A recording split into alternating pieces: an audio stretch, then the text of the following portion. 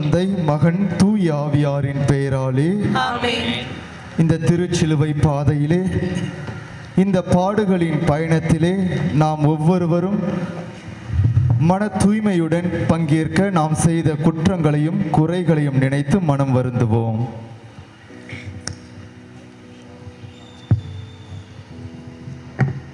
எல்லாம் வல்ல இறைவனிடமும் சகோதர சகோதரிகளே, உங்களிடமும் நான் பாவி என்று ஏற்றுக்கொள்கிறேன். ஏனெனில் என் சிந்தனையாலும் சொல்லாலும் செயலாலும் கடமையில் தவறியதாலும் பாவங்கள் பல செய்தேன். என் பாவமே, என் பாவமே, என் பெரும் பாவமே. ஆகையால் எப்பொழுதும் கன்னியான தூய மரியாதையும் வானக தூதர் புனிதர் அனைவரையும், சகோதர சகோதரிகளே உங்களையும் நம் இறைவனாகிய ஆண்டவரிடம் எனக்காக வேண்டிக் கொள்ள மன்றாடுகிறேன். எல்லாம் வல்ல இறைவன் நம் மீது இரக்கம் வைத்து நம் பாவங்களை மன்னித்து நம்மை நிலை வாழ்வுக்கு அழைத்துச் செல்வாராக. ஆமென். திருச்சிலுவை பாதை. சிலுவை பாதை அன்பின் பாதை. எப்படியும் வாழலாம் என்று வாழ்கின்ற மாந்தர்கள் மத்தியில் இப்படித்தான் வாழ வேண்டும் என்ற லட்சிய தெளிவோடு வாழ்ந்த 33 வயது இளைஞனின் வாழ்க்கை பாதை.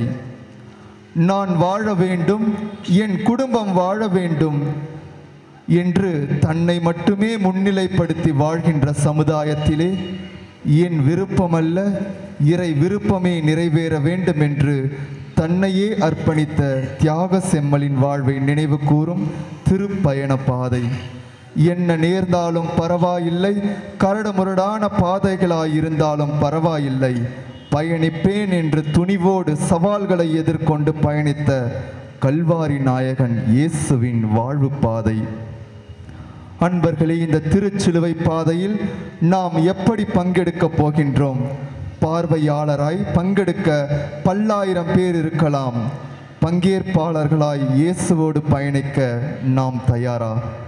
இயேசுவின் சிலுவை பாடுகளை நினைத்து அழுவதோடு நாம் நின்று விட்டோம் என்று சொன்னால் இயேசுவின் கல்வாரி பாதையை தியானிப்பதிலே எந்தவிதமான அர்த்தமும் இருக்கப் போவதில்லை. இயேசுவின் பாடுகள் நம்மையும் அவரை போல வாழ இட்டுச் செல்ல வேண்டும் என்பதை உணர்ந்தவர்களாய் இச்சிலுவை பாதையில் இணைவோம். இந்த திருச்சிலுவை பாதையிலே ஒவ்வொரு நிலையிலும் 3 மனசாட்சிகள் பேச இருக்கின்றார்கள். முதல் மனசாட்சி அந்தந்த நிலையிலே இருக்கின்ற ஏதாவது ஒரு பொருள் மனசாட்சியாக பேச இருக்கின்றது.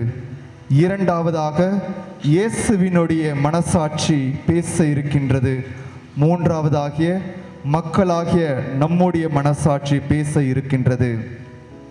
ஆகவே இந்த மனசாட்சியினுடைய குரலை கேட்டு நாமும் இந்த சிலுவை பாதையிலே பங்கெடுப்போம்.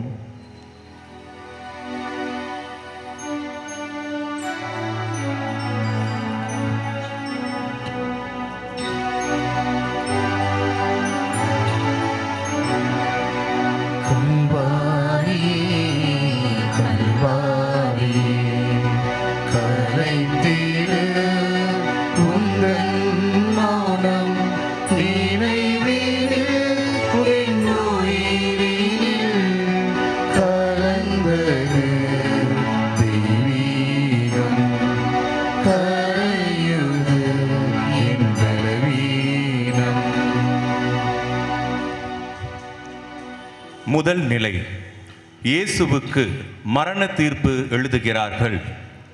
இறை இயேசுவே, உம்மை ஆராதித்து வணங்கி உமக்கு நன்றி செலுத்துகின்றோம். புனிதமான சிலுவையை கொண்டு உலகத்தை மீட்டீர். இயேசுவுக்கு மரண தீர்ப்பு கொடுத்த பேனா பேசுகிறது. நான் தான் பேனா பேசுகிறேன். இயேசுவுக்கு மரண தீர்ப்பு எழுதிய அதே பேனா தான் பேசுகிறேன். பிலாத்து என்னை கொண்டுதான் இயேசுவுக்கு மரண தீர்ப்பு எழுதினான். பொதுவாக மரண தண்டனை எழுதியவுடன் என்னுடைய முனையை மேசையில் குத்தி உடைத்து விடுவார்கள். காரணம், அப்படி இனிமேல் எழுதக்கூடாது என்பதற்காக தான். ஆனால் அன்று பிலாத்து அவ்வாறு செய்யவில்லை. ஏனென்றால் நாம் இன்னும் தவறான தீர்ப்புகளை வழங்கிக் கொண்டுதான் இருக்கின்றோம். நேரமற்ற முறையில் நாம் பலரை தீர்ப்பிடுகின்றோம். நாம் எப்படி தீர்ப்பிடுகின்றோம்? மதத்தால், நிறத்தால், இனத்தால், பாலினத்தால், இடத்தால், சிரத்தால் சிரித்து கொண்டே நாம் தீர்ப்பிடுகின்றோம். மதம் என்று சொன்னால் நீ எந்த மதத்தை சார்ந்தவன் என்று சொல்லி நாம் தீர்ப்பிடுகின்றோம். இனம் என்று சொன்னால் நீ உயர்ந்த இனமா தாழ்ந்த இனமா என்று சொல்லி தீர்ப்பிடுகின்றோம். பாலினம் என்று சொன்னால் நீர் ஆணா பெண்ணா என்று சொல்லி நாம் தீர்ப்பிடுகின்றோம். சிரம் என்று சொன்னால் நீ தலை என்பது பொருள். நீ தலைவனாக இருக்கின்றாயா தொண்டனாக இருக்கின்றாயா என்று கேட்டு அதற்கேற்றாற்போல் நாம் தீர்ப்பிடுகின்றோம். ஆகவே இத்தனை தீர்ப்புகளை நாம் வழங்குவதால் நேர்மையற்ற தீர்ப்புகளை இந்த உலகில் இன்னும் இருந்து கொண்டுதான் இருக்கின்றன. தவறான தீர்ப்புகளை வழங்குவதன் வழியாக பல பேருடைய வாழ்க்கையை சீரழித்திருக்கின்றோம். இப்பொழுது புரிகிறதா? இயேசுவுக்கு ஒவ்வொரு நாளும் மரண தீர்ப்பு எழுத வேண்டும் என்பதற்காக தான் என்னுடைய முனையை அன்று பிளாத்து உடைக்கவில்லை என்று. என் மக்களே, உங்களுக்கு ஒன்று கூறிக்கொள்ள விரும்புகிறேன். இவ்வுலகில் மிக எளிதான வேலை என்று ஒன்று உண்டென்றால் அது பிறருக்கு தீர்ப்பிடுவதுதான்.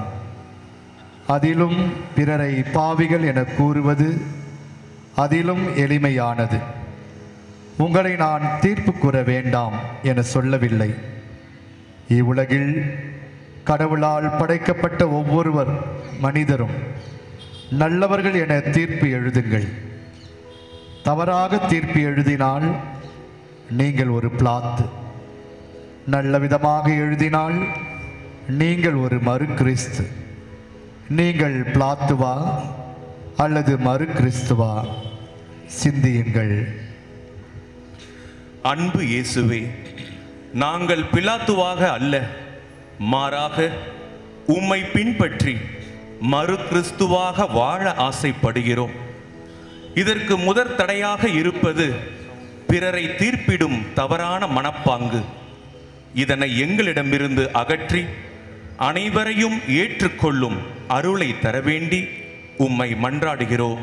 ஆமென். எங்கள் பேரில் இரக்கமாயிரும் ஆண்டவரே, இரக்கமாயிரும். எங்கள் பேரில் இரக்கமாயிரும் ஆண்டவரே, இரக்கமாயிரும். இறந்த நம்பிக்கையாளர்களின் ஆன்மாக்கள் இறைவனின் இரக்கத்தினால் அமைதியில் இளைப்பாறுவனவாக. ஆமென்.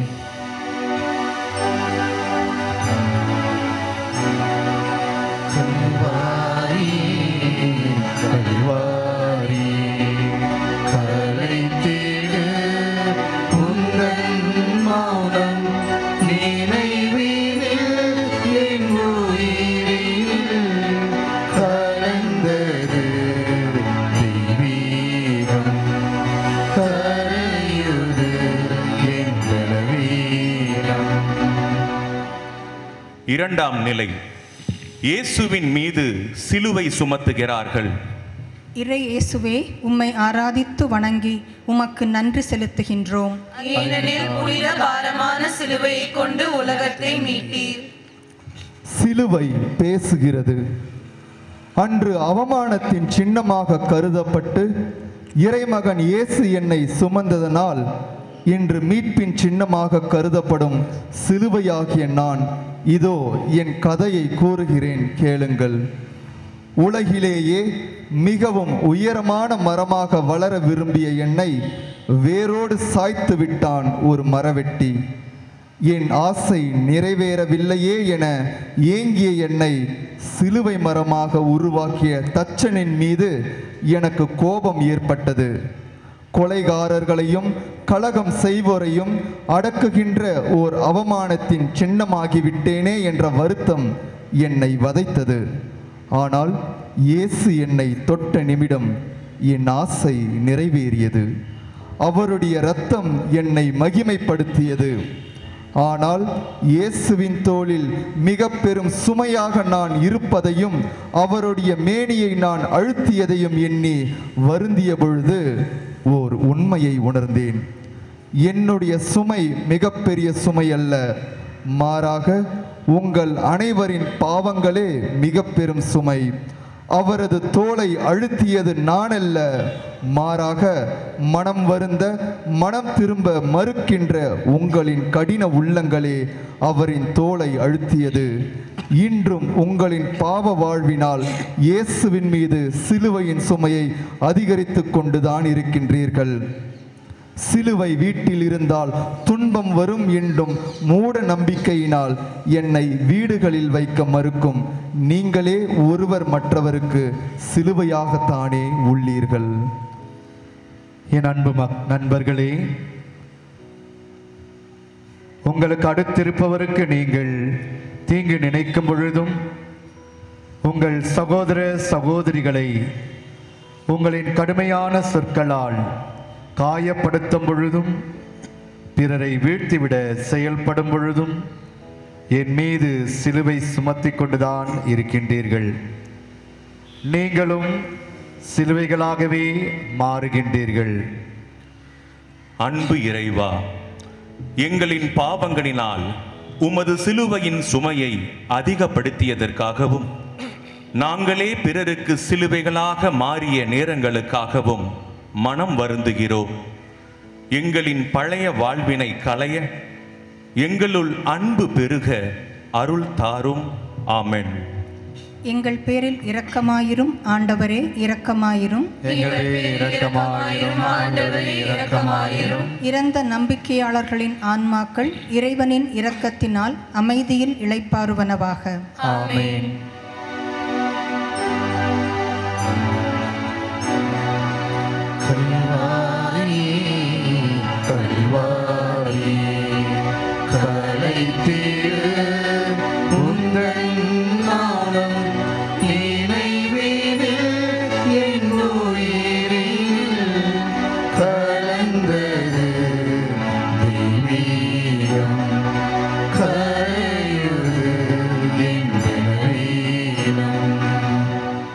மூன்றாம் நிலை. இயேசு முதல் முறை கீழே விழுகிறார்.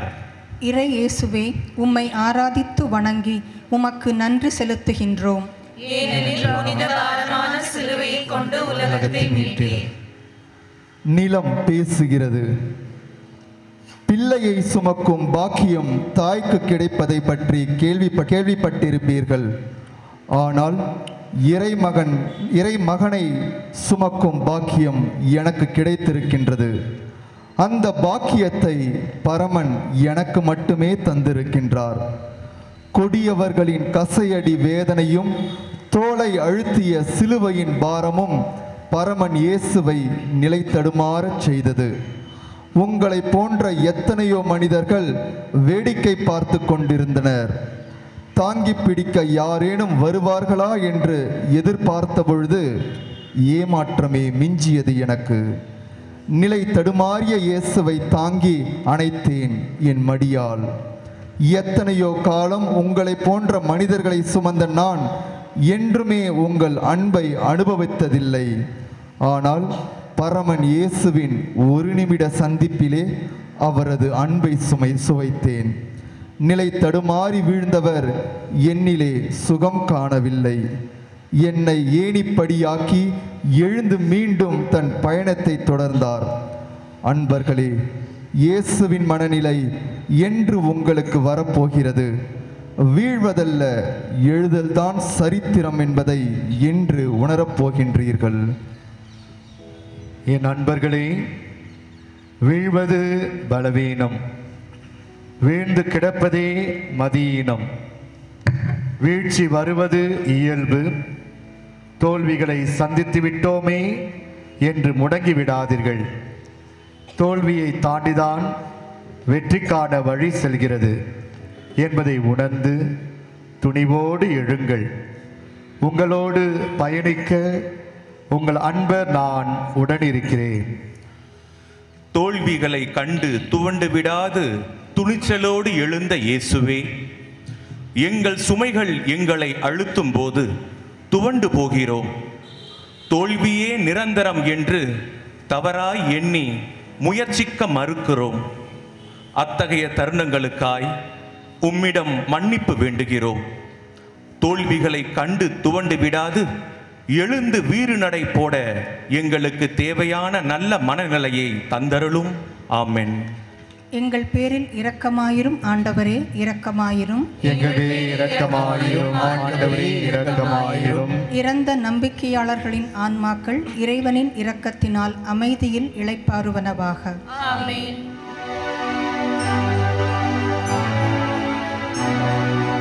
கல்வாரி கல்வாரி கலைத்தேடு உந்தன் நாமம் நினைவீடு என் உயிரில் கலந்தது தெய்வீகம் கரையுது என் பலவீனம். நான்காம் நிலை, இயேசு தன் அன்பு தாயை சந்திக்கின்றார். இறை இயேசுவே, உம்மை ஆராதித்து வணங்கி உமக்கு நன்றி செலுத்துகின்றோம். ஏனெனில் புனித பாரமான சிலுவையை கொண்டு உலகத்தை மீட்டீர். நான் தான் கண் பேசுகிறேன்.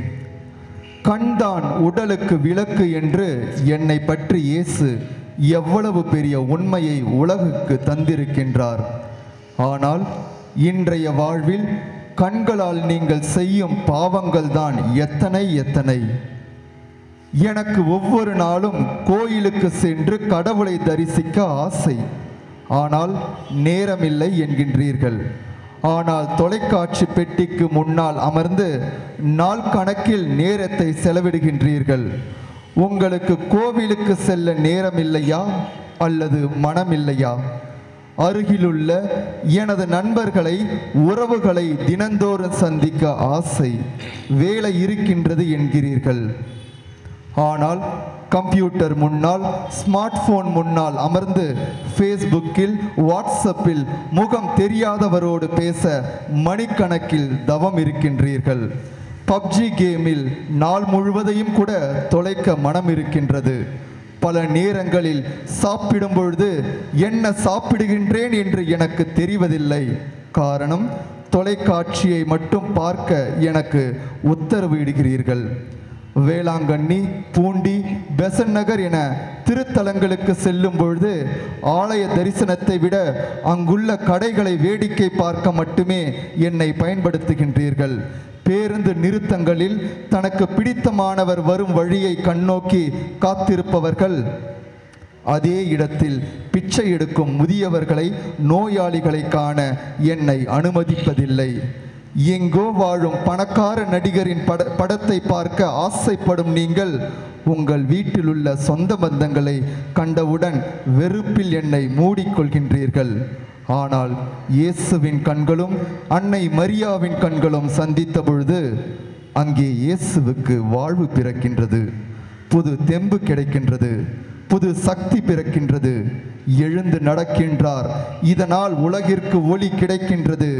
சிந்தித்து பாருங்கள், உங்கள் கண்களை எதற்கு அதிகம் பயன்படுத்துகின்றீர்கள் என்று. என் அன்பு பிள்ளைகளே, பிற நன்மை செய்யும் போது பொறாமையால் கண்களை மூடிக்கொள்கிறீர்கள். தவறு செய்யும் போது அதை கண்ணினைக்காமல் பார்த்து ரசிக்கிறீர்கள். உங்கள் தெருவில் சண்டை நடக்கும்போது சுற்றி நின்று வேடிக்கை பார்க்கிறீர்கள். ஆனால் அதனால் எவ்வித பயனும் இல்லை.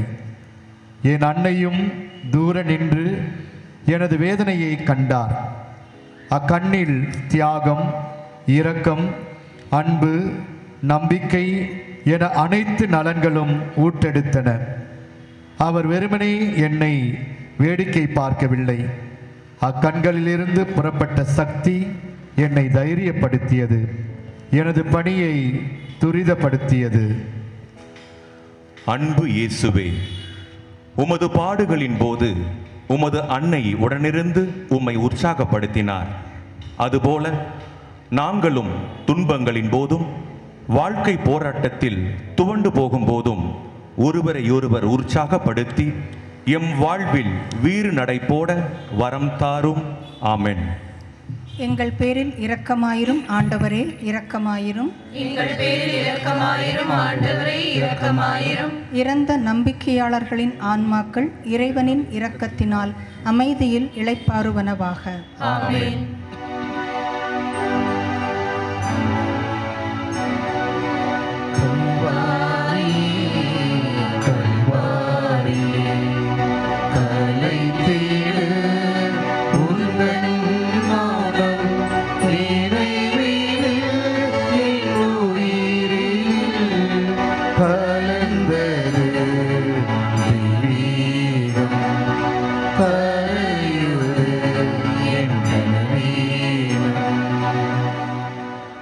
ஐந்தாம் நிலை.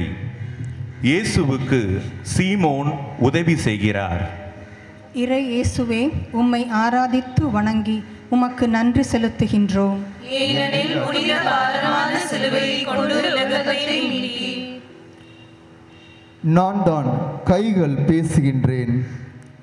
கடவுளின் படைப்புகளில் சிறந்த படைப்பாக, உயர்ந்த படைப்பாக படைக்கப்பட்ட மனிதர்களே, உங்களின் சிந்தனைகளுக்கு செயல் வடிவம் தரும் உங்களுடைய கைகள் பேசுகிறேன். நான் சுதந்திரமானவன் அல்ல, என்னால் தனித்தும் செயல்பட இயலாது. என்னுடைய இயக்கத்திற்கு நான் உங்களையே முழுவதும் சார்ந்திருக்கின்றேன். உங்களின் சிந்தனைகளுக்கேற்ப நான் செயல்படுகின்றேன். ஆனால் படைப்பனைத்தையும் படைத்த இறைவன் என்னை பிறருக்கு நன்மை செய்யவும் உதவி செய்யவுமே படைத்தார். அப்படி ஒரு நாள் கட்டாயத்தின் பெயரால் நான் செய்த உதவியே இன்றும் பேசப்படுகின்றது. ஆம், அன்று வயல்வெளிகளிலிருந்து வந்து கொண்டிருந்த சீரேன் ஊரை சேர்ந்த சீமோனின் கைகளாகிய நான் படைப்பனைத்தின் மீட்பிற்காக சிலுவையை சுமந்த பரமனுக்கு உதவி செய்ததை நினைத்து இன்றும் மகிழ்கின்றேன். காலத்தினார் செய்த உதவி சிறிதெனினும் ஞாலத்தின் மானப்பெரிது என்னும் வள்ளுவரின் வாக்கிற்கேற்ப அன்று நான் செய்த சிறிய உதவி இன்றும் பேசப்படுகிறது.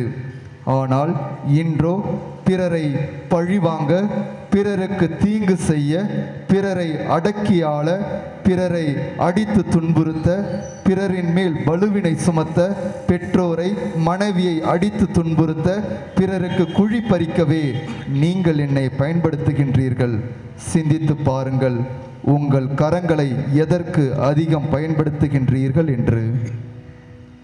என் அன்பு நண்பர்களே, கண்முன்னே துன்புறும் சகோதரனுக்கும் சகோதரிக்கும் உதவி செய்யவும் பிறருக்கு நன்மை செய்யவுமே நான் உனக்கு கைகளை கொடுத்தேன். நான் படைத்த கைகளால் நான் படைத்த படைப்பனைத்திற்கும் நன்மை செய்வாயாக. அன்பான இயேசுவே, எங்களின் கைகளை நாங்கள் தவறாக பயன்படுத்தி பிறரை வீழ்த்தியே பழகிப்போன எங்களுக்கு எங்களின் கைகளால் பிறருக்கு உதவவும் பிறரின் வளர்ச்சிக்கு உழைக்கவும் மனம் தாரும். ஆமென். எங்கள் பேரில் இரக்கமாயிரும் ஆண்டவரே, இரக்கமாயிரும். எங்கள் பேரில் இரக்கமாயிரும் ஆண்டவரே, இரக்கமாயிரும். இறந்த நம்பிக்கையாளர்களின் ஆன்மாக்கள் இறைவனின் இரக்கத்தினால் அமைதியில் இளைப்பாறுவனவாக. ஆமென்.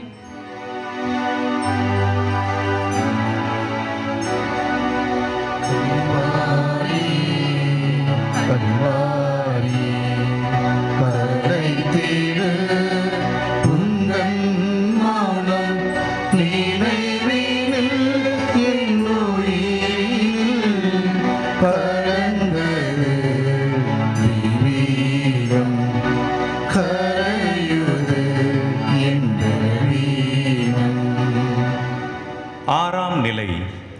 இயேசுவின் முகத்தை வெரோனிகா துடைக்கின்றார்.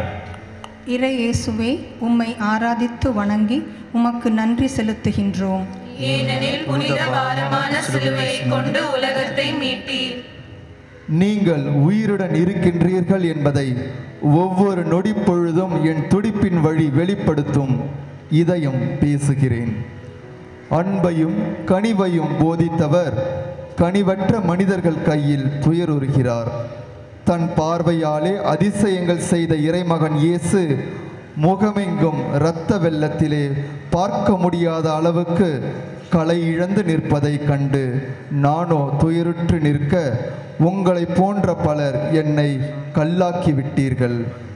யாராவது ஒருவர் கூட என்னை கனிவுள்ளவனாக்கி இயேசுவுக்கு உதவி செய்ய மாட்டார்களா என்று கூட்டத்திலே இருந்தோரை ஏக்கத்தோடு பார்த்தேன். அசையா மரங்களாய் ஆயிரக்கணக்கோர் கூடி நிற்க கூட்டத்தை விலக்கியவராய் களமிறங்கினார் வெரோனிகா. எல்லாம் எங்களுக்கு மட்டுமே தெரியும். பெண்கள் ஒன்றுக்கும் உதவாதவர்கள், பிள்ளை பெற்றெடுக்கும் இயந்திரங்கள், வீரமற்றவர்கள், துணிவற்றவர்கள், சமைத்து போட மட்டுமே தகுதியானவர்கள் என்றெல்லாம் வெட்டி பேச்சு பேசி காலத்தை வீணடிக்கும் ஆண்களுக்கு நடுவில் சமூகம் எனக்கு எதிராய் என்ன சொன்னாலும் பரவாயில்லை என்று என்னை கனிவாக்கி முன் வந்து களைப்படைந்த இயேசுவின் முகத்தை வெள்ளை துணியால் துடைத்தார் வெரோனிகா. அதன் பயனாய் இயேசுவின் முகத்தை பரிசாய் பெற்றார். அன்பர்களே, அடக்குமுறைகளும் ஆணவ போக்கும் எல்லோருக்குமே தெரியும். ஆனால் அன்பு, கனிவு, இரக்கம், பாசம், ஆறுதல், அரவணைப்பு ஆகிய அனைத்தும் கனிவான இதயம் கொண்டோருக்கு மட்டுமே புரியும். யோசித்து பாருங்கள், உங்கள் இதயம் கனிவானதா அல்லது கல்லானதா என்று. அன்பு மக்களே, உங்களது கல்லான இதயத்தால் இன்று எத்தனையோ மனிதர்கள் முகப்பொலிவிழந்து தவிக்கிறார்கள்.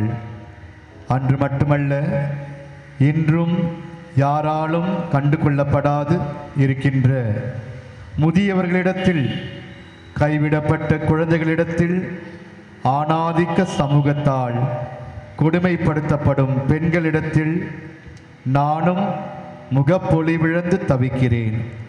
கனிவான இதயம் கொண்டு என் களைப்பை போக்க நீங்கள் தயாரா? உங்கள் இதயத்தை கடினப்படுத்திக் கொள்ளாதீர்கள் என்று மொழிந்த இறைவா, எமது கல்லான இதயத்தை எடுத்துவிட்டு கனிவுள்ள இதயம் கொண்டவர்களாய் வெரோனிகாவை போன்று எங்கள் அயலாரது துயர் துடைக்க அருள் தாரும் இயேசுவே. எங்கள் பேரில் இரக்கமாயிரும் ஆண்டவரே, இரக்கமாயிரும். எங்கள் பேரில் இரக்கமாயிரும் ஆண்டவரே, இரக்கமாயிரும். இறந்த நம்பிக்கையாளர்களின் ஆன்மாக்கள் இறைவனின் இரக்கத்தினால் அமைதியில் இளைப்பாறுவனவாக. ஆமென்.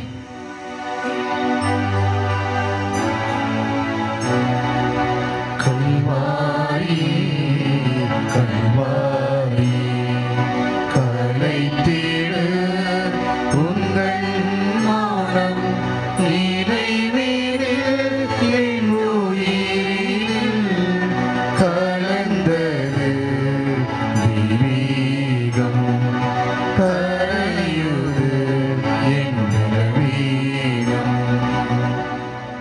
ஏழாம் நிலை. இயேசு இரண்டாம் முறை கீழே விழுகின்றார். இறை இயேசுவே, உம்மை ஆராதித்து வணங்கி உமக்கு நன்றி செலுத்துகின்றோம். ஏனெனில் புனித பாரமான சிலுவையை கொண்டு உலகத்தை மீட்டீர். இயேசு இரண்டாம் முறையாக கீழே விழ காரணமான கல் பேசுகிறேன். இவ்வாறு செய்ததில் எனக்கு சிறிய மன வருத்தமே.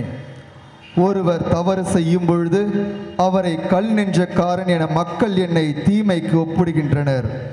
ஆனால் இயேசு என் மேல் அவரது திருச்சபையை கட்டுவேன் என நல்ல விதமாக பேசுகிறார். ஒரு காலத்தில் என்னை செதுக்கி கடவுள் செய்து கோயில் கட்டி மக்களின் மன அமைதிக்கு வழிவகுத்தார்கள் உங்கள் முன்னோர். ஆனால் இன்று நீங்கள் திருச்சபையின் கற்களாக இருக்க வேண்டிய நீங்கள் பலருக்கு தடை கற்களாக மாறிவிடுகின்றீர்கள். அவர்களுடைய வீழ்ச்சிக்கு நீங்கள் காரணமாக இருக்கின்றீர்கள். ஒரு சில நேரங்களில் நான் நடு ரோட்டில் கிடப்பேன். என்னை தூக்கி ஓரமாக விடுவதற்கு நீங்கள் முயலுவதில்லை. அவ்வளவு வேகமாக செல்கின்றீர்களே, அப்படி என்ன அவசரம்?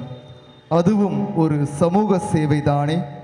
நீங்கள் இருக்கின்ற இந்த ஆலயம் என்மேல்தான் கட்டப்பட்டுள்ளது. காரணம், நான் உறுதியானவன், கட்டிடத்தை தாங்கி பிடிப்பவன். அதனால்தான் இயேசு இறை வார்த்தையின்படி வாழ்பவர்கள் பாறையின் மேல் கட்டிய வீட்டிற்கு ஒப்பானவர்கள் என்றார். நீங்கள் அவரது வார்த்தைகளை பின்பற்றி இருந்தால் இயேசு சிலுவை சுமக்கவும் 2ஆம் முறையாக என் மேல் விழுந்து அடிபடவும் அவசியம் நேர்ந்திருக்காது. அதனால் இயேசு கீழே விழ நான் மட்டும் காரணமல்ல, நீங்களும் தான் என நினைக்கும் பொழுது என் மனம் லேசாக குளிர்கின்றது. நான் சொல்வது சரிதானே? அன்பு மக்களே, சிறு பிள்ளைகள் கல்லெறிந்து விளையாடும் போது நீங்கள் கோபம் கொள்கிறீர்கள், அவர்களை அதட்டுகிறீர்கள். குழந்தைகள் மென்மையானவர்கள், அதனை எளிதில் மறந்து விடுவார்கள். பெரியவர்களான நீங்கள் யார் மீதும் கல்லெறிவதில்லை, மாறாக வார்த்தைகளை எறிகிறீர்கள். அது அடுத்தவர் உடலை காயப்படுத்துவதில்லை, மாறாக அடுத்தவர் உள்ளத்தை காயப்படுத்துகிறது. அந்த உள்ளம் உடைந்தோரின் வேதனை குரலே என்னை கல் மீது 2ஆம் முறையாக கீழே தள்ளியது.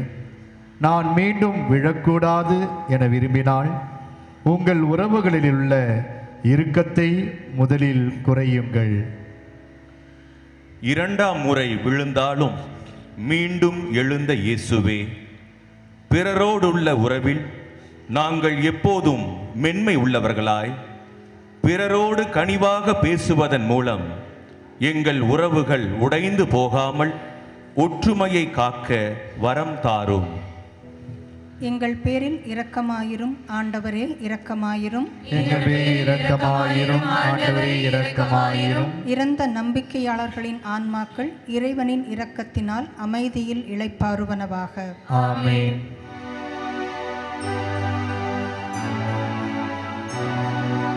கல்வாரியே கல்வாரியே கலைத்திடு உந்தன் மௌனம் நினைவினில் என் உயிரில் கலந்தது தெய்வீகம் கரையுது என் பலவீனம். 8ஆம் நிலை. இயேசு எருசலேம் மகளிருக்கு ஆறுதல் கூறுகின்றார். இறை இயேசுவே, உம்மை ஆராதித்து வணங்கி உமக்கு நன்றி செலுத்துகின்றோம். ஏனெனில் புனித பாரமான சிலுவையை கொண்டு உலகத்தை மீட்டீர். உலகின் பாவங்களை தூக்கிச் சென்ற இயேசுவின் அவல நிலையைக் கண்டு மனம் நொந்து மாரடித்து அழுது புலம்பி சிந்திய எருசலேம் மகளிரின் கண்ணீர் துளிகள் பேசுகிறேன். மனிதராய் பிறந்த அனைவருக்கும் பொதுவானவன் நான். ஆண்டவரின் பார்வையில் விலை மதிப்பற்றவன் நான். அனைவரின் மனங்களையும் உருக்கும் தன்மை உடையவன் நான். உடலின் எந்த பகுதியில் வலி ஏற்பட்டாலும் உடனே ஓடி வருபவன் நான். நீங்கள் மகிழ்ச்சியால் வாய்விட்டு சிரிக்கின்ற பொழுதும் துயரத்தால் மனம் நொந்து அழுகின்ற பொழுதும் உங்கள் கண்களில் நான் குடிகொள்கின்றேன். இப்படி உங்களின் தனிப்பட்ட இன்ப துன்பங்களில் மட்டும் நான் உருவெடுப்பதில்லை. என்னுடைய இன்னொரு பரிமாணம்தான் அன்று நிகழ்ந்தது. அதுதான் இயேசுவின் நிலை கண்டு எருசலேம் மகளிரின் கண்களில் நான் உருவான நிகழ்வு. நான் லாசர் இறந்த பொழுது இயேசுவின் கண்களில் வழிந்தோடினேன். எருசலேம் நகரத்தின் அழிவினை பற்றி நினைக்கின்ற பொழுது இயேசுவின் கண்களில் உரு பெற்றேன். இப்படி பிறரின் துன்பம் கண்டு உங்களின் உள்ளம் உருகும் பொழுது உங்களின் கண்களில் நான் ஊற்றெடுக்கின்றேன். அப்படி துன்பத்தின் உச்சத்தில் இருந்த இயேசுவுக்கு எருசலேம் மகளிரின் மூலம் நான் ஆறுதல் கூறினேன். தன்னிலை கண்டு வருந்திய எருசலேம் மகளிருக்கு இயேசு ஆறுதல் கூறினார். இதையே அழுவாரோடு அழுங்கள் என பவுலடியார் கூறுகின்றார். பிறரின் துன்பம் கண்டு சிந்தப்படும் கண்ணீர் துளிகளுக்கு என்றுமே மதிப்பு அதிகம். ஆனால் இன்று நீங்களோ பிறரின் துன்பம் கண்டு மகிழ்கின்றீர்கள், அழுவோரின் நிலை கண்டு சிரிக்கின்றீர்கள். ஆறுதல் தேடுவோருக்கு ஆறுதல் கூறுவதில்லை, சுயநல எண்ணம் மிகுந்தவர்களாய் மாறிவிட்டீர்களே. நீங்கள் யாருக்காக அழப்போகின்றீர்கள்? நீங்கள் யாருக்காக உங்களுடைய கண்ணீரை சிந்தப் போகின்றீர்கள்? 10 மாதங்கள் உங்களை பெற்றெடுத்து இரத்தத்தை பாழாக்கி உங்களுக்கு உணவூட்டிய அந்த தாயை, தனக்கு உணவு இல்லை என்றாலும் என் பிள்ளை சாப்பிட வேண்டும் என்பதற்காக அவளுக்கான உணவை கொடுத்த அந்த தாயை, என்றுமே ஒரு மருத்துவராக இருந்து இரவும் பகலுமாக உங்களை காத்த அந்த தாயை, உழைத்து உழைத்து ஓடாய் தேய்ந்து உங்களை பராமரித்த அந்த தந்தையை, என்றுமே உங்களுடைய எழுச்சிக்காக பாடுபடும் உங்களுடைய தந்தையை முதியோர் இல்லத்திலே சேர்த்துவிட்டு மகிழ்ச்சியாக இருக்கின்றார்களே, அவர்களை விட்டு விடுங்கள். முதியோர் இல்லத்திலே சேர்ந்து கண்ணீர் விடுகின்றார்களே, அவர்களோடு சேர்ந்து அழுங்கள். பெண் பிள்ளைகளை சிதைத்த பிறகு மகிழ்ச்சியோடு இருக்கின்றார்களே, அவர்களை விட்டு விடுங்கள். சிதைந்த போன பெண் பிள்ளைகளோடு சேர்த்து அழுங்கள். விவசாயிகளை அடிமையாக அடித்து நொறுக்குகின்றார்களே, அவர்களை விட்டுவிடுங்கள். விவசாயம் தளர்ச்சியை எழ வேண்டும் என்று அழுகின்றார்களே, அந்த விவசாயிகளோடு அழுங்கள். இப்படி கணக்கெடுக்கும் பொழுது பல பேரோடு நாம் அழ வேண்டி இருக்கும். சிந்தியுங்கள். உங்கள் கண்களிலிருந்து வழிந்தோடும் கண்ணீர் யாருக்காக, எதற்காக வருகின்றது என்று. என் அன்பு மக்களே, என் நிலை கண்டு மனம் வருந்தி கண்ணீர் சிந்திய எருசலேம் நகர மகளிரிடமிருந்து வாழ்க்கை பாடம் கற்றுக்கொள்ளுங்கள். பிறரின் துன்பத்தில் பங்கெடுங்கள். பிறருக்காக கண்ணீர் சிந்துங்கள். அழுவாரோடு அழுங்கள், மகிழ்வாரோடு மகிழுங்கள். அன்பு இயேசுவே, எங்களின் சுயநல எண்ணங்களாலும் பகைமை உணர்வுகளாலும் எங்களுக்கு அடுத்திருப்பவரின் துன்பங்களை கண்டு மகிழ்ந்த நேரங்களுக்காக மன்னிப்பு வேண்டுகின்றோம். அழுவாரோடு அழுகின்ற, மகிழ்வாரோடு மகிழ்கின்ற அருளை தாரும். எங்கள் பேரில் இரக்கமாயிரும் ஆண்டவரே, இரக்கமாயிரும். எங்கள் பேரில் இரக்கமாயிரும் ஆண்டவரே, இரக்கமாயிரும். இறந்த நம்பிக்கையாளர்களின் ஆன்மாக்கள் இறைவனின் இரக்கத்தினால் அமைதியில் இளைப்பாறுவனவாக. ஆமென்.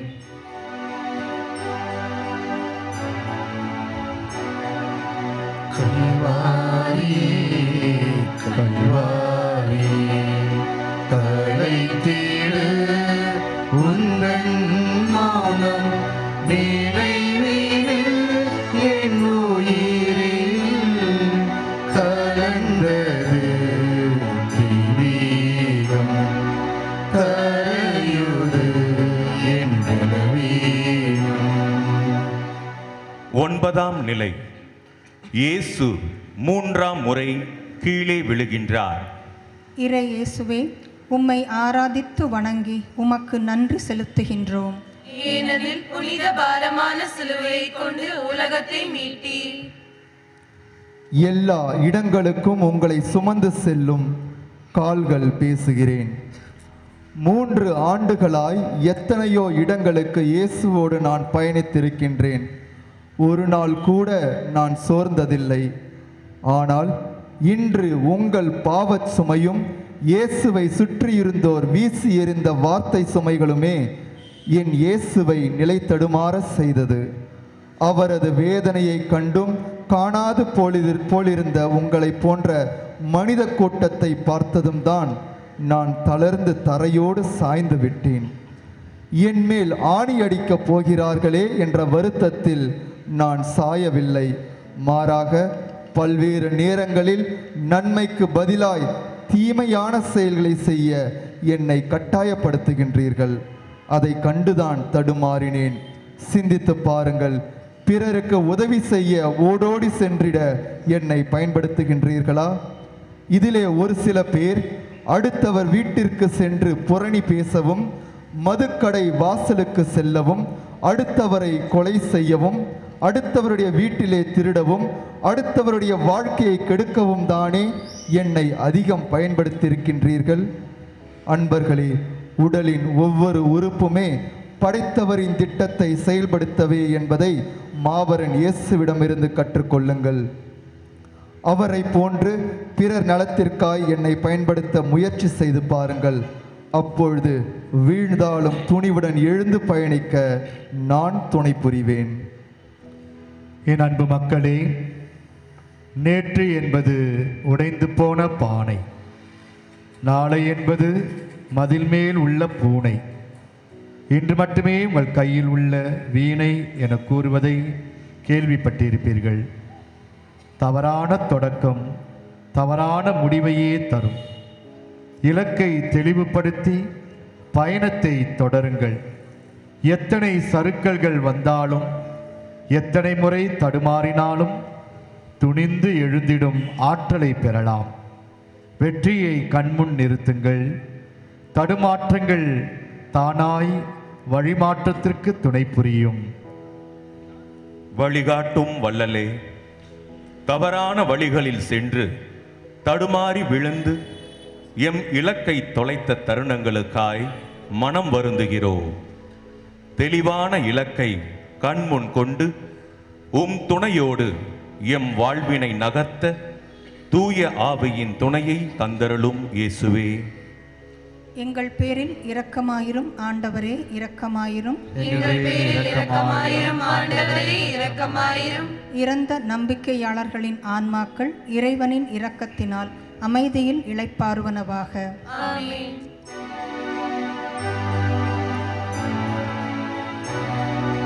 கல்வாரியே கல்வாரியே கடை தேட உங்கள் மனம் நினைவில் என் உயிரில் கலந்தது தெய்வீகம் கரையுது என் பலவீனம். 10ஆம் நிலை. இயேசுவின் ஆடைகளை களைகின்றனர். இறை இயேசுவே, உம்மை ஆராதித்து வணங்கி உமக்கு நன்றி செலுத்துகின்றோம். ஏனெனில் புனித பாரமான சிலுவையை கொண்டு உலகத்தை மீட்டீர். உயிரை விட மானமே பெரிது. அந்த மானத்தை காக்கும் ஆடை பேசுகிறேன். இயேசுவின் உடலோடு ஒட்டி உறவாடிய எனது மதிப்பு இந்த படை வீரர்களுக்கு தெரியவில்லை. எனது உண்மையான மதிப்பு மேலுடையின் ஓரத்தை தொட்டால் இரத்தப்போக்கு நோயிலிருந்து குணமடைந்த அப்பெண்ணுக்கே தெரியும். ஆடை இழந்த இயேசு அங்கு நின்று கொண்டிருந்த அனைத்து பெண்களுக்கும் குழந்தையாக மாறுகிறார். இன்று ஆடையின் மதிப்பு தெரியாமல் உங்களில் எத்தனையோ பேர் துணிக்கடையில் ஒய்யாரமாக இருந்த என்னை தேவைக்கு அதிகமாக எண்ணிக்கையில் ஆயிரக்கணக்கில் பணம் தந்து வாங்கி உடுத்தாமல் பீரோக்களில் என்னை பூட்டி வைத்திருக்கின்றீர்கள். சிறிது காலம் கழித்து தூக்கி எறிகின்றீர்கள். சாலைகளில் எத்தனையோ பேர் ஆடை இல்லாமல் மானமிழந்து நிற்கின்றனர் என உங்களில் எவராவது எண்ணி பார்த்ததுண்டா? இன்று உங்களில் சிலர் தங்களை பெரிய மனிதர்கள் என காட்டிக்கொள்ள வெள்ளை நிற வேட்டி சட்டை அணிகின்றீர்கள். ஆனால் உங்கள் மனதில் உள்ள அழுக்கு மறைய என்ன முயற்சி எடுக்கப் போகின்றீர்கள்? திருமணம், இறப்பு போன்ற காரியங்களில் துணி எடுத்து தராததால் சண்டையிட்டு பிரியும் குடும்பங்கள் தான் எத்தனை எனக்கு சொல்லவே வெட்கமாயிருக்கிறது. என்னை காரணம் காட்டி சண்டையிடுகின்றீர்கள் என்று.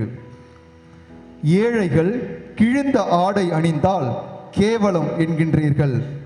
ஆனால் வசதி படைத்தவர்கள் கிழிந்த ஆடையை அணிந்தால் ஃபேஷன் என்கின்றீர்கள்.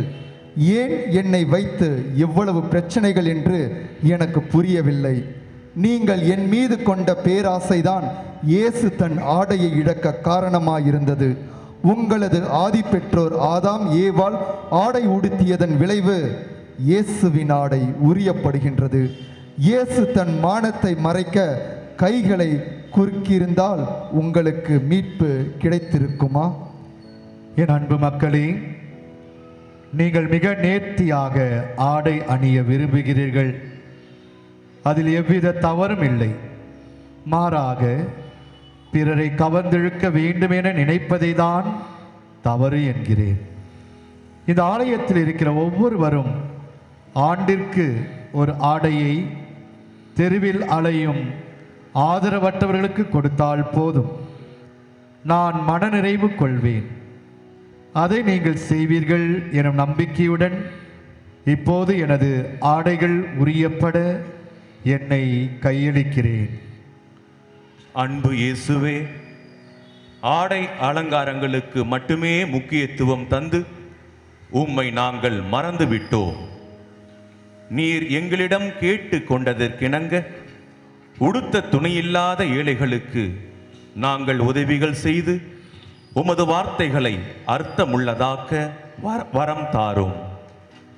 எங்கள் பேரில் இரக்கமாயிரும் ஆண்டவரே, இரக்கமாயிரும். எங்கள் பேரில் இரக்கமாயிரும் ஆண்டவரே, இரக்கமாயிரும். இறந்த நம்பிக்கையாளர்களின் ஆன்மாக்கள் இறைவனின் இரக்கத்தினால் அமைதியில் இளைப்பாறுவனவாக. ஆமென்.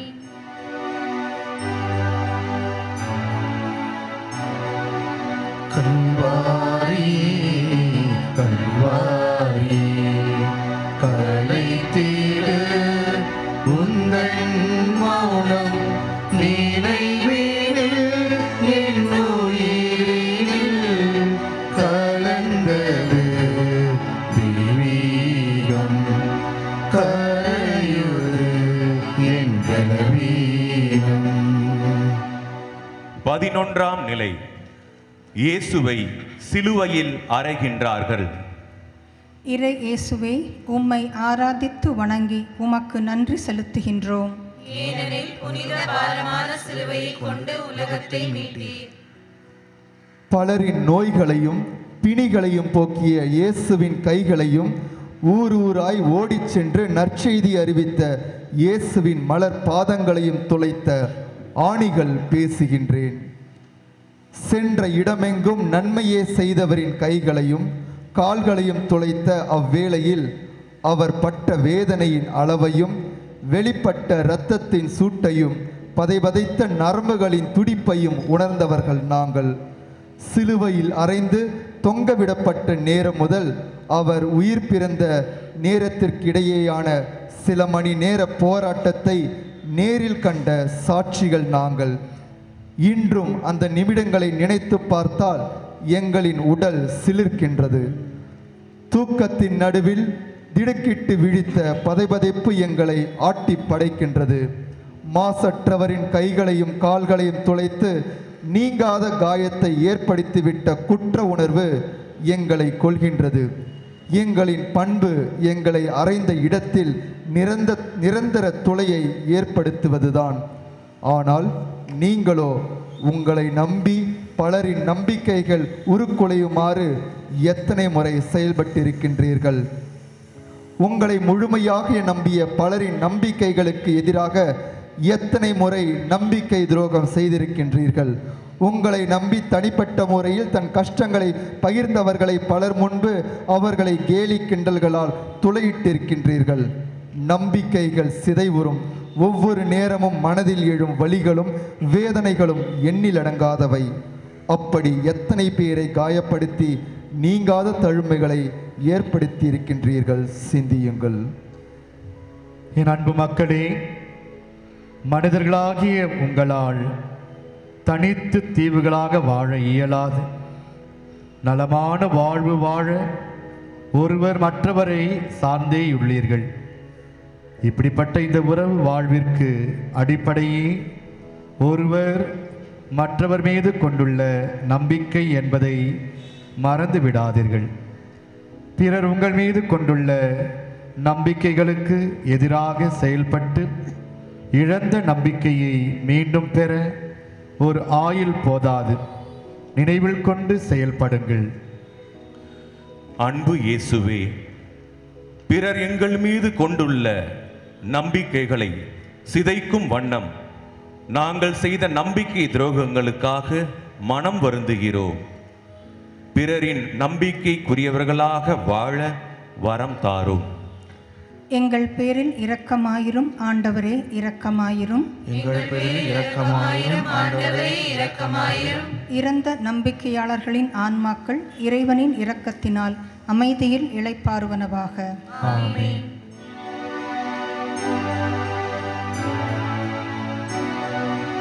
கல்வாரி கல்வாரி படைத்திடு உந்தன் மௌனம் நினைவினில் என் உயிரில் கலந்தது தெய்வீகம் கரையுது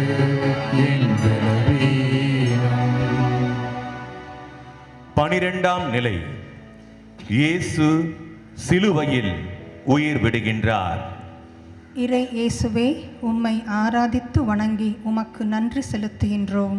ஏனெனில் புனித பாரமான சிலுவையை கொண்டு உலகத்தை மீட்டீர்.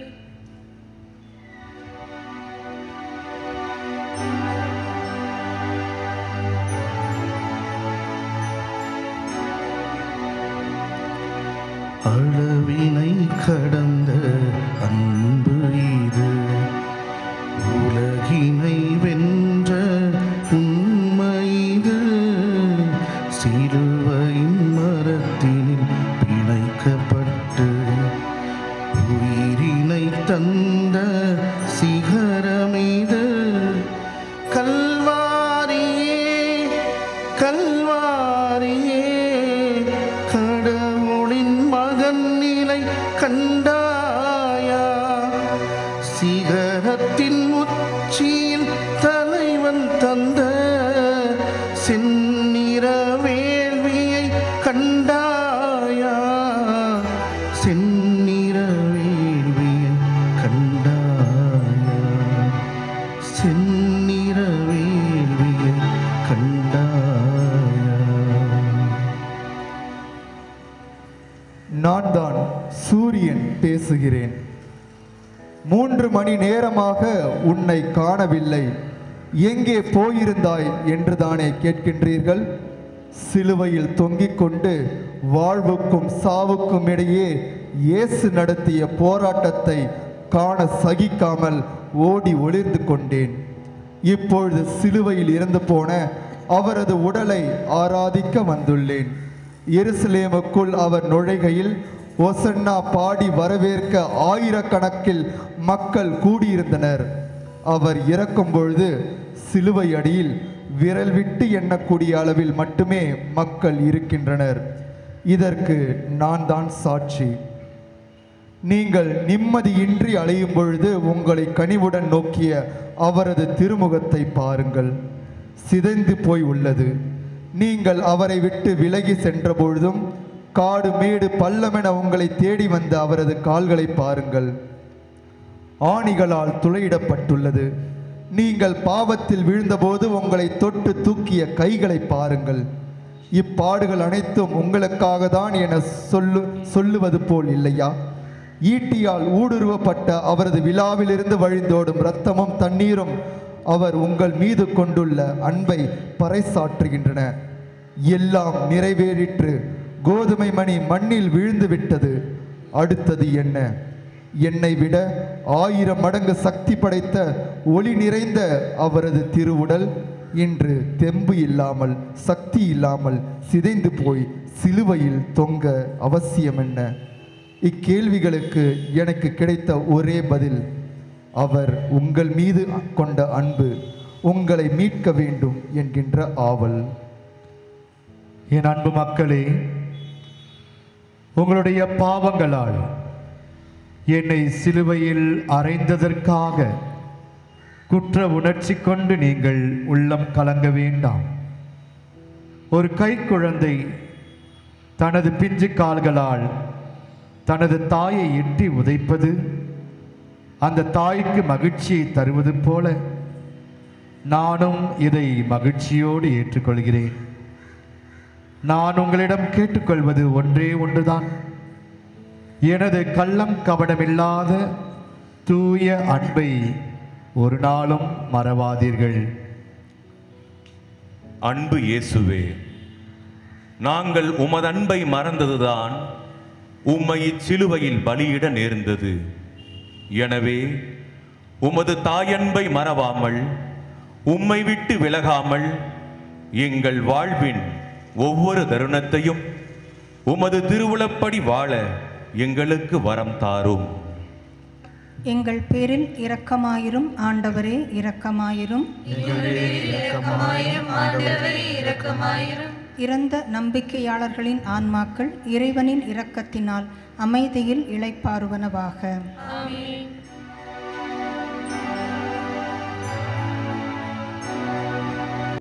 பதிமூன்றாம் நிலை. இறந்த இயேசுவின் உடலை அவரது தாயின் மடியில் அமர்த்துகிறார்கள். இறை இயேசுவே, உம்மை ஆராதித்து வணங்கி உமக்கு நன்றி செலுத்துகின்றோம். ஏனெனில் புனித பாரமான சிலுவையை கொண்டு உலகத்தை மீட்டீர். இறந்த மூவரை மீண்டும் உயிர்த்தெழ செய்த இயேசுவின் இறந்த உடலை தாங்கி மௌனமாய் அழுது மீளா துயரில் ஆழ்ந்த அன்னை மரியாளின் மடி பேசுகிறேன். குழந்தையாய் என் மீது கிடத்தி ஊட்டி வளர்த்த தாய்ப்பால் அனைத்தும் உரைத்த குருதியாய் உடலெங்கும் பரவி என்னை பார்த்து மகிழ்ந்த கண்கள் அசையாது நிலை குத்தி என் மீது தவழ்ந்து விளையாடிய கைகளும் கால்களும் விரைந்து உயிரற்ற நிலையில் இயேசுவை சுமந்த அந்த கொடிய நேரத்தையும் தாய் உள்ளம் துடிதுடித்த அந்த கொடுமையையும் வார்த்தைகளால் விளக்க முடியாத மௌன சாட்சி நான். இயேசுவை குழந்தை பருவம் முதல் வளர்த்தெடுத்த நான் அவரை சுயநலவாதியாய் வளர்க்கவில்லை. மாறாக பிற துன்பம் கண்டு துடிக்கும் பண்பாளனாய் வளர்த்தேன். மக்களின் துன்பம் களைய முயலும் வீரனாய் வளர்த்தேன். இறை திட்டம் அவரில் நிறைவேற உதவினேன். மாறாக என் திட்டம் அவரில் நிறைவேற வேண்டுமென நான் சிந்தித்தது கூட இல்லை. ஆனால் பெற்றோர்களே, நீங்களோ உங்களின் பிள்ளைகளை சுயநலவாதிகளாக வளர்க்கின்றீர்கள் என்று பலர் சொல்ல கேள்விப்பட்டிருக்கின்றேன். பிறரின் துன்பத்தை கண்டு உதவ முன் வந்தாலும் தடுக்குகின்றீர்கள். பல பெற்றோர்கள் உங்களின் பிள்ளைகள் என்ன படிக்க வேண்டும், எதிர்காலத்தில் என்ன வேலை செய்ய வேண்டும் என அனைத்தையும் நீங்களே முடிவு செய்கின்றீர்கள். உங்கள் பிள்ளைகளுக்கான இறை திட்டத்தை மாற்றி உங்களின் திட்டத்தை நிறைவேற்றுகின்றீர்கள். உங்கள் பிள்ளைகளின் சுயத்தை அழித்து அவர்களை பிறரின் நகலாக மாற்றுகின்றீர்கள். நீங்கள் இன்று உங்கள் பிள்ளைகளை அனுப்பும் tuition, coaching class, training, games practice எல்லாம் எதற்காக? உங்கள் பிள்ளைகளின் ஆசைகளுக்காகவா அல்லது உங்கள் ஆசைகளை நிறைவேற்றிக் கொள்ளவா? சிந்தித்து பாருங்கள். பிள்ளைகளே, நீங்களும் சிந்தியுங்கள். உங்களை தாளாட்டி சீராட்டிய அந்த அன்னையின் மடியில் நீங்கள் படுத்து அவளது அன்பை சுவைத்திருக்கின்றீர்களா? இல்லை உங்களுடைய மடியில் மடிக்கணினியை வைத்து மணிக்கணக்கில் வேலை செய்து உன்னுடைய தாய்க்கு உன்னுடைய அன்பையும் தாயினுடைய அன்பையும் சுவைத்திருக்கின்றீர்களா என்பதை சிந்தித்து பாருங்கள். அன்பு பெற்றோரே, உங்கள் குழந்தைகள் உங்களுடையவர்கள் அல்ல, மாறாக உங்கள் வழியாக உலகிற்கு வந்த என்னுடைய பிள்ளைகள். எனவே அவர்களை அவர்களின் சுயத்தோடு முழுமையாக ஏற்றுக்கொண்டு உருவாக்குங்கள். அவர்களுக்கென நான் வகுத்துள்ள திட்டங்கள் நிறைவேற உதவுங்கள். அன்பு இயேசுவே, எங்களின் பிள்ளைகளை அவர்களின் சுயத்தில் வளர்த்தெடுக்கவும் அவர்களின் வாழ்வில் அவர்களுக்கென திட்டம் நிறைவேறவும் உதவ அருள் தாரும். எங்கள் பேரில் இரக்கமாயிரும் ஆண்டவரே, இரக்கமாயிரும். எங்கள் பேரில் இரக்கமாயிரும் ஆண்டவரே, இரக்கமாயிரும். இறந்த நம்பிக்கையாளர்களின் ஆன்மாக்கள் இறைவனின் இரக்கத்தினால் அமைதியில் இளைப்பாறுவனவாக. ஆமென்.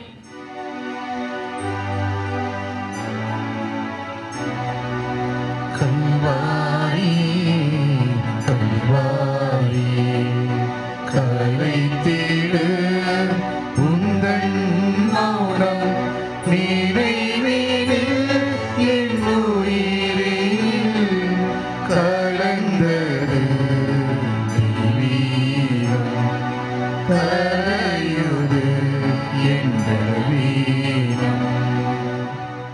14ஆம் நிலை. இயேசுவை கல்லறையில் அடக்கம் செய்கிறார்கள். இறை இயேசுவே, உம்மை ஆராதித்து வணங்கி உமக்கு நன்றி செலுத்துகின்றோம். ஏனெனில் புனித பாரமான சிலுவையை கொண்டு உலகத்தை மீட்டீர். என்னை கண்டாலே பயந்து ஓடுகின்ற மனிதர்களே, நான் தான் கல்லறை பேசுகிறேன். மனித இனம் எவ்வளவு பொறாமை வாய்ந்தது என்பதை இன்றுதான் கண்டு கொண்டேன். சென்ற இடமெங்கும் நன்மையே செய்து வந்தவரை நோயிலிருந்து நலமளித்து விடுதலை வாழ்வு வழங்கிய விண்ணக விண்மீனை கொன்றது நீங்கள் தானே? வஞ்சனை இல்லாது சுயநலம் இல்லாது பிறர் வாழ வேண்டும் என்று தன்னை அர்ப்பணித்த இந்த தியாக செம்மலுக்கே இந்த நிலை என்றால், எனக்கு இது வேண்டும் அது வேண்டும், செல்வத்தையும் பெயரையும் புகழையும் தேடி பித்து பிடித்து அலைகின்ற மனிதர்களின் நிலை என்ன? நீங்களே சிந்தித்து பாருங்கள். ஆடி அடங்கும் வாழ்க்கையடா, ஆறடி நிலமே சொந்தமடா என்ற கவிஞனின் வரிகள் கூட பொய்த்து போய்விட்டது. ஏனென்றால் மக்கள் தொகை பெருகிவிட்ட இக்காலத்தில் 6 அடி நிலம் கூட உனக்கு நிலையானதல்ல. உன்னை புதைத்த இடத்தில் இன்னொருவரை புதைக்க உன் கல்லறையை கூட சில ஆண்டுகளில் தோண்டி விடுவார்கள். இவ்வுலகில் நீங்கள் எவ்வளவு செல்வங்கள் சேர்த்து வைத்திருந்தாலும் என்னிடம் வரும்பொழுது ஒன்றுமில்லாமல் தான் வருவீர்கள் என்பதை மறந்துவிட வேண்டாம். உலகில் வாழும் போதே மாபரன் இயேசுவை போல் எல்லா மாந்தருக்கும் நன்மை செய்யாவிட்டாலும் இயன்றவரை நன்மை செய்ய கற்றுக்கொள்ளுங்கள். இல்லையேல் நீங்கள் வாழ்ந்தீர்கள் என்பதற்கு உங்கள் கல்லறை கூட சான்றாக இருக்காது. நீங்கள் யாராக வேண்டுமானாலும் இருக்கலாம், எந்த மதத்தை சார்ந்தவர்களாக இருக்கலாம், பணக்காரராக இருக்கலாம், ஏழையாக இருக்கலாம், எந்த இனத்தை சார்ந்தவராக இருக்கலாம், ஆணாக இருக்கலாம், பெண்ணாக இருக்கலாம். அனைவருக்குமே இறந்த பிறகு செல்லக்கூடிய ஒரே இடம் இந்த மண்தான். ஆகவே வாழும் பொழுது வரலாற்றை படையுங்கள், சிந்தித்து பாருங்கள். என் அன்பு மக்களே, வாழ்க்கை என்பது தாயின் கருவறையிலிருந்து இறங்கி கல்லறை நோக்கி நடக்கும் தூரம்தான் என்பதை மறவாதீர்கள். நான் எனது என்ற சிந்தனைகளுக்கு கல்லறை கட்டுங்கள். மனிதம் வளர, மனிதநேயம் துளிர்க்க இனி வாழ்கின்ற காலங்களில் முயற்சி எடுங்கள். மண்ணில் அல்ல விண்ணில் செல்வங்களை சேர்க்க கோதுமை மணியாய் என்னுடன் மடிந்திட நீங்கள் தயாரா? உலகத்திற்கு நாங்கள் எதையும் கொண்டு வந்ததில்லை, உலகத்தை விட்டு எதையும் கொண்டு போகவும் முடியாது என்பதை தூய பவுலடியார் வழியாக வெளிப்படுத்திய இறைவா, எங்களது வாழ்வில் மட்டுமே அக்கறை கொண்டு வாழ காரணமாயிருந்த எங்களது தன்னலத்தை அடக்கம் செய்துவிட்டு உம்மை போன்று பிற நலத்திற்காக மடிந்திடும் கோதுமை மணிகளாக நாங்கள் வாழ தேவையான அருள் வரங்களை எங்களுக்கு தந்தருளும் இயேசுவே. எங்கள் பேரில் இரக்கமாயிரும் ஆண்டவரே, இரக்கமாயிரும். எங்கள் பேரில் இரக்கமாயிரும் ஆண்டவரே, இரக்கமாயிரும். இறந்த நம்பிக்கையாளர்களின் ஆன்மாக்கள் இறைவனின் இரக்கத்தினால் அமைதியில் இளைப்பாறுவனவாக. ஆமென்.